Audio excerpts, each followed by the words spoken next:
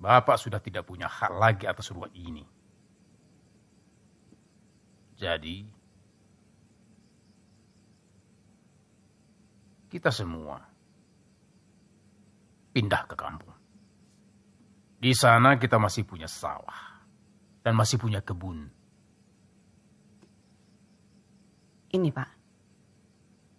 Nah,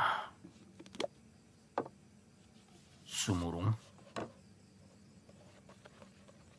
tolong kau bingkai piagam tanda kehormatan Bapak ini. Hati-hati jangan sampai rusak, ya. Iya, Pak. Puluhan tahun Bapak mengabdi untuk negara ini. Cuma selembar kertas ini aja, Pak, balasannya.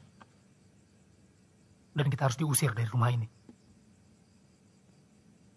Bapak lihat dong untuk keluar sana, Pak. Banyak tetangga kita yang udah tahunan pensiun. Tapi masih tetap tinggal di sini. Padahal mereka masih punya rumah di luar komplek. Kau samakan Bapak dengan mereka. Rumah ini buat prajurit aktif. Bukan untuk pensiunan. Kalau semua asrama ini dipenuhi oleh pensiunan, sedangkan prajurit aktif tersebar di mana-mana, lalu bagaimana kalau negara dalam keadaan tidak aman? Oh, itu tugas negara, Pak. Bukan urusan kita. Hari gini masih so idealis, Pak.